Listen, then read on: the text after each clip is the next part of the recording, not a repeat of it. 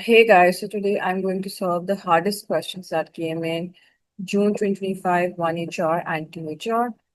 I'm going to solve the last three questions. Like for 1HR, I have the 23rd question, 24th, 25th, and 26th. And for the 2HR, I'll be doing question 22, 24, and 26. So I went through the entire paper, and these are the questions that really stood out to me. And based on the comments that I saw on YouTube, most of the students said that these were the questions that they found to be the most confusing. And they think like they lost marks in these four questions the most. So let's discuss these questions and see where you guys went wrong and where you went right. So if you look at the first question, now they're talking about PTR and QTS, which are chords of a circle. As you can see, they're intersecting. And they're saying that PT equals to 3y minus 5, QT equals to y plus 3, RT is 4x, and ST is x plus 2. We have to find an expression for y in terms of x. So whenever we have intersecting chords, we use the intersecting chords theorem. So based on the intersecting chords theorem,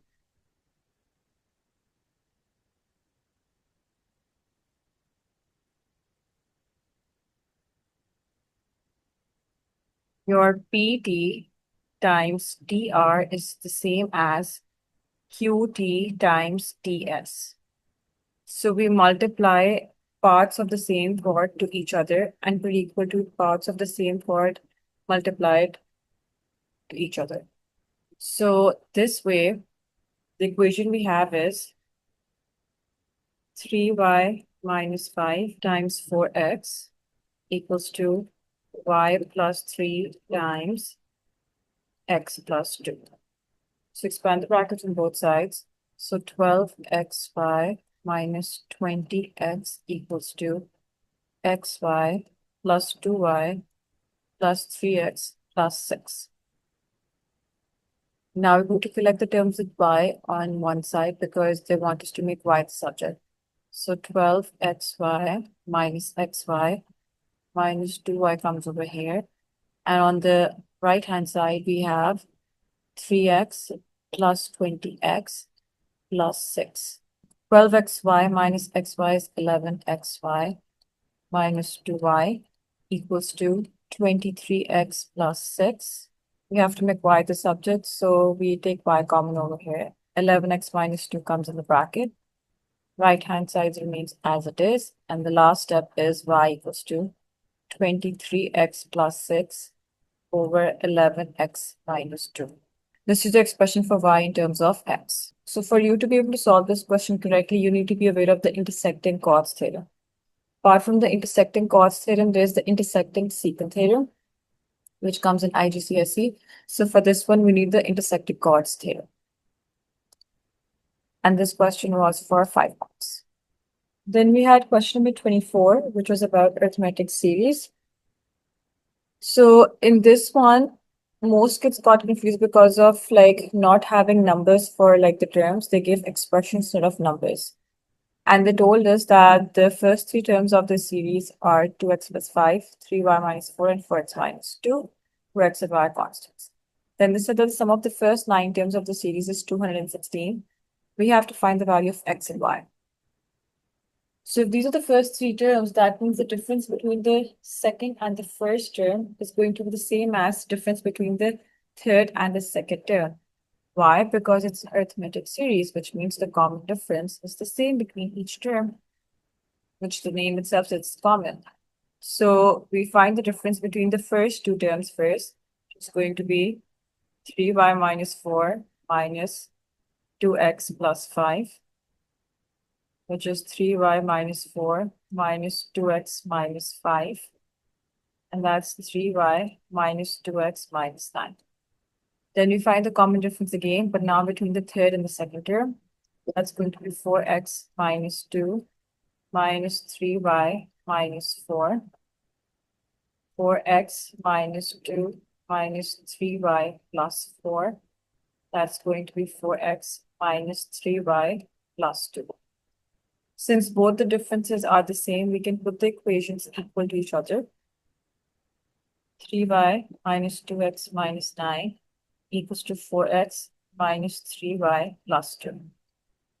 I'm going to collect the terms with y on one side and the terms with x and the constants on the other side. So 3y plus 3y equals to 4x plus 2x plus 2 plus 9. So that's 6y equals to 6x plus 11. And I'm going to make y the subject. So 6x plus 11 over 6. So we're going to use this equation in the sum formula to figure out the value of x and y. So we know that the sum of the first 9 terms is 216, which means sum of the first 9 terms is going to be 9 over 2 times the first term, which is 2x plus 5, and 9 minus 1 times d. You can use either of these. I'm going to use 4x minus 3y plus 2. There is no restriction on that. You can also use 3y minus 2x minus 9 as d, because both basically represent the same thing. Now let's simplify this. 216 equals to, I'm going to divide everything by 2 first because that gets rid of the fraction. So 9 bracket 2 divided by 2 is 1. So it's going to be 2x plus 5 over here. 9 minus 1 is 8. 8 divided by 2 is 4. And we have 4x minus 3y plus 2 over here. Now next I'm going to divide 216 by 9. And over here we're going to expand the bracket. So 2x plus 5 plus 16x minus 12y plus 8. 216 divided by 9 is 24. Select the like terms. So 2x plus 16x is 18x. 5 plus 8 is 13. And we replace y with 6x plus 11 over 6, so that the entire equation is just in terms of x. Now let's simplify this. So 24 minus 13 equals to 18x. 12 divided by 6 is 2, so negative 2 times 6x plus 11. That's 11 equals to 18x minus 12x minus 22.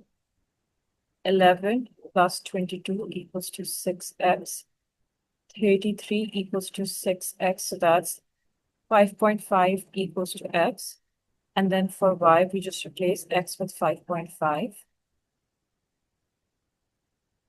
And what we're going to get is 7.3. So that's your x and y.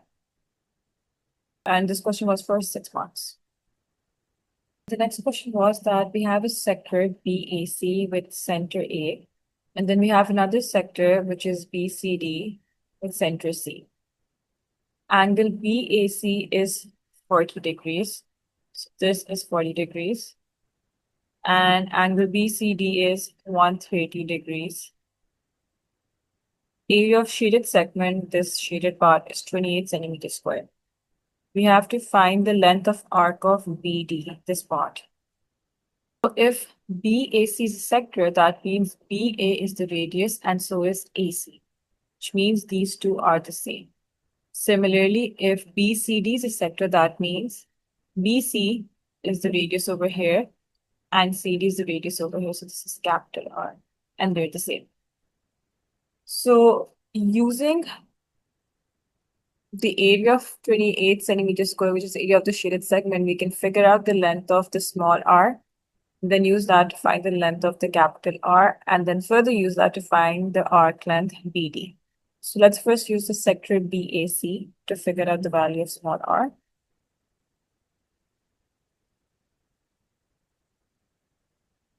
So area of sector minus area of triangle is basically the shaded segment, which is 28. So for that, sector BAC, the angle is 40. So 40 over 360 times pi r square. We don't know what r is. An area of triangle, which is 1 over 2, again r square, times sine of 40. So this gets cancelled out. This is pi r square over 9 minus sine 40 has the value of 0.64278. R squared over 2 equals to 28. So let's solve this. So first we do pi divided by 9. That's 0.3490 minus. Then we do 0.64278 divided by 2. That's 0.32139 r squared. R squared over here as well equals to 28. Let's subtract the two. So 0.3490 minus 0.32139. That's 0.02761 r squared equals to 28. So r squared equals to 28 divided by 0.02761. And then we take the square root on both sides to find the value of r. That gives us 31.85 centimeters as the radius. Now we use this radius to figure out the value of capital R. So if we go back to the diagram, we know that it's a triangle, a non-right angle triangle, and we have two lengths and the angle between them, which means we can use cosine rule to find BC. So let's do that to figure out the length of BC now.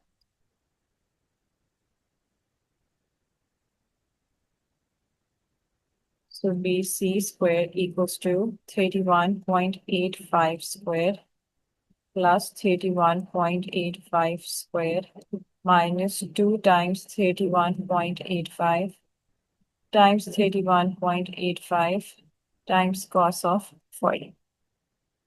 So that's going to give us 474.659. Now we take the square root on both sides to find the value of BC or capital R. So 474.659 square rooted is 21.79 centimeters. So using this now we'll figure out the length of arc because this is the radius of sector BCD. So BC, the length is going to be 130 over 360 times 2 pi, and R is 21.79.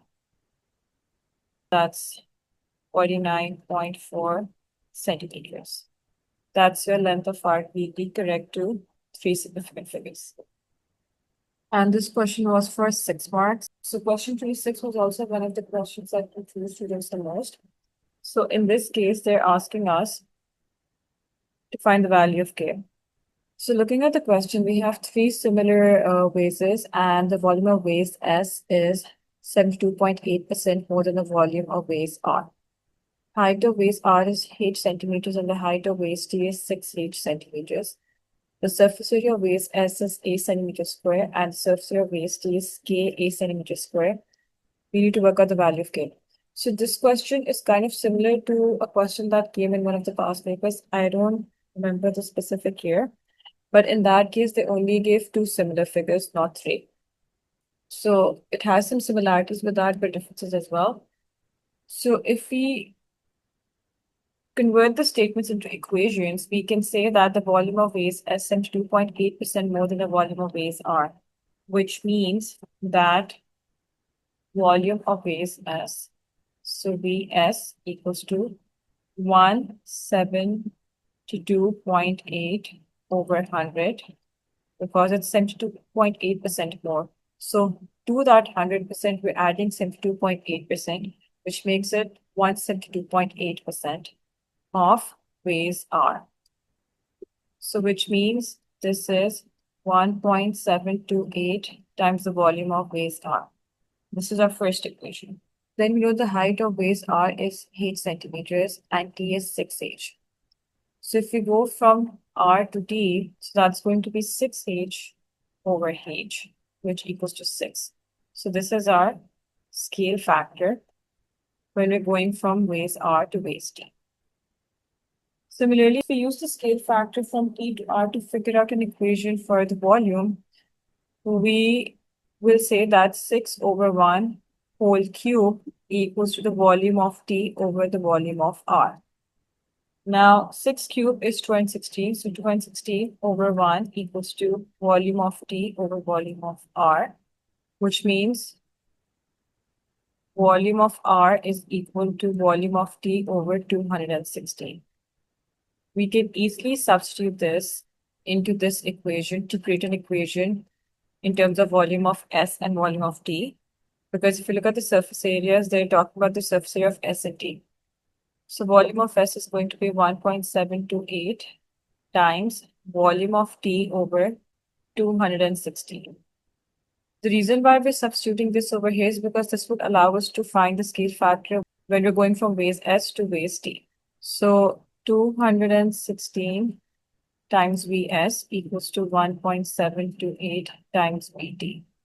So to figure out the scale factor when we're going from base S to base T, we'll do 216 divided by 1.728 equals to Vt over Vs, which gives us 125 over 1. That is Vt over Vs. Now, if you know, when we're trying to find the volume in similar shapes, the fraction or the scale factor for volume is equal to the length being cubed.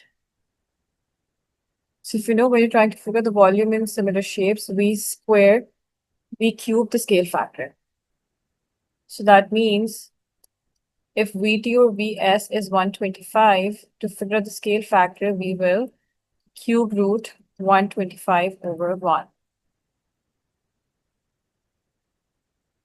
which gives us the scale factor as 5.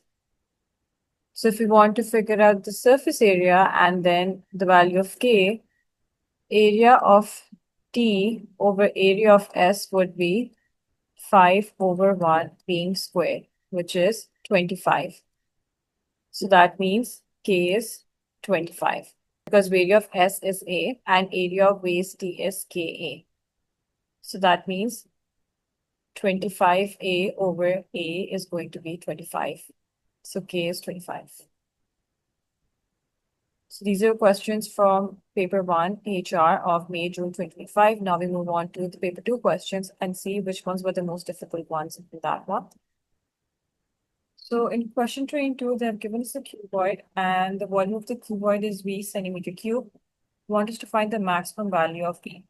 So personally, I don't find this to be the most difficult question, but like I still know that some students can get confused about this and think that this is the upper bound and lower bound question because they wrote the maximum value. If they've written the maximum value, that does not necessarily mean that's the upper bound and lower bound. Because in upper bound and lower bound, they would give you like, it's correct for something. They would indicate something that like, it is the upper bound and lower bound question. Now, if it says maximum value of like the volume, area, or anything else, that means we're referring to differentiation. So in this question, you have to differentiate to figure out the maximum value of V. So first step is to find an equation for the volume of this cuboid. So volume would be 15 minus 4x times x times x, which is 15x squared minus 4x cubed. Once we have the volume, we differentiate the volume equation. So we bring the power down, multiply it with the coefficient. So 2 times 15 is 30, and then we subtract 1 from the power. So the power of x is going to be 1. Same thing, 4 times 3, 12, subtract 1 from the power, so that's going to be 2. Now it says maximum value. So maximum value of V means that we need to figure out the value of x where the derivative is equal to 0. So we put dV over dx equal to 0 first. And then using this equation, we're going to find the value of x, where the value of V is max. So we take 6x common over here, so that's going to be 5 minus 2x. 6x equals to 0. 5 minus 2x equals to 0. So x equals to 0 and x equals to 5 over 2, which is 2.5. Now we need to pick that value of x, which gives us the maximum value of volume. So obviously we know that x cannot be 0, so this value is not applicable. But to still check if 2.5 is going to give us the maximum value of v, we're going to differentiate the first derivative again. So d squared v over dx squared, that's going to be 30 minus 24x. Now you find the value at x equals to 2.5. If it gives us a value that's less than 0, then that means it's a maximum value. If it gives us a value that's greater than 0, that means it's going to give us a minimum value. So 30 minus 24 times 2.5, that's 30 minus 60, that's negative 30. Since it's less than 0, it's going to give us a maximum value. So then we just substitute x equals 2.5 into the volume equation. So 15 times 2.5 squared minus 4 times 2.5 cubed. And that gives us a value of 31.25 centimeter cube. That is your maximum value of the volume. This question was for 5 marks. So the next question was for coordinate geometry. And this was, I think, 6 marks. So it says that PQ is a straight line drawn on a square grid with a scale of 1 centimeter for 1 unit on each axis. P has the coordinates -5 and a, and Q has the coordinates of 7 and 3a, where a is greater than 0. The length of PQ is 4 root 10 centimeters. We have to find an equation for the perpendicular bisector of PQ, giving our answer the form of y equals to mx plus c, where m and c are integers. So first, we're going to use the distance equation to figure out what a is. So 4 root 10 equals to root of y2 minus y1 whole square, we'll write the equation, plus x2 minus x1 whole square. So we can say this is our x1 and this is our y1, this is our x2 and this is our y2. So 4 root 10 equals to root of 3a minus a squared plus 7 minus -5 squared. So that's going to be 3a minus a is 2a, 2a squared is 4a squared, 7 minus -5 is 12, 12 squared is 144. Now to get rid of the root over here, we're going to square both sides.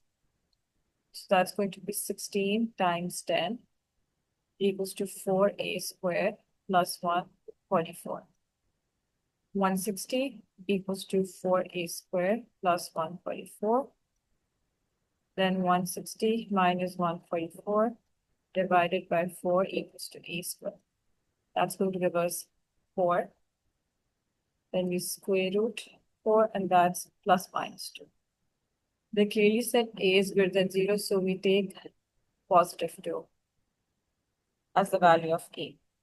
Since we have the value of a now we can find the equation of the perpendicular bisector. So first we find the midpoint of PQ. So we add the x values divided by 2, and then we add the y values. So since a is 2, so 2 plus 6 over 2. This is going to be 6. This is going to be 2. So that's 1, and that's 4. Now you find the gradient of the line PQ, because that will help us in figuring out the gradient of the perpendicular bisector, which we'll be using treating the equation. So we do 6 minus 2 over 7 minus -5, which is 4 over 12, and that's 1 over 3. So as we know, if two lines are perpendicular, the product of the gradients equals to -1. So m1 times m2 equals to -1. m1 is 1 over 3. m2 is what we're trying to find. So m2 is going to be -3. This is our gradient. This is our point. Using point slope or slope intercept form, you can create the equation. I'm going to use point slope. So y minus y1 equals to m times x minus x1. Y minus 4 equals to negative 3 times x minus 1. Y minus 4 equals to negative 3x plus 3. Y equals to negative 3x plus 3 plus 4, which is negative 3x plus 7. This is our equation for the perpendicular bisector. Remember, the perpendicular bisector will only pass through the midpoint of the line. The word bisector shows that it's bisecting the line. So if it's bisecting, that means it's dividing the line into two equal parts. And in order for the line to do that, it needs to pass from the midpoint, not from any other point. That's why we have to find the midpoint for the perpendicular bisector. For the gradient, we will always use this condition because the two lines are perpendicular. And this question was for 6 marks. The diagram shows a solid hemisphere H. The radius of H is x centimeters and the volume of H is 6,174 by centimeter cube. A bowl is made by removing a solid hemisphere from H such that the uniform thickness of the bowl is 2 centimeters. We need to work out the total surface area of the bowl, giving our answer in terms of pi.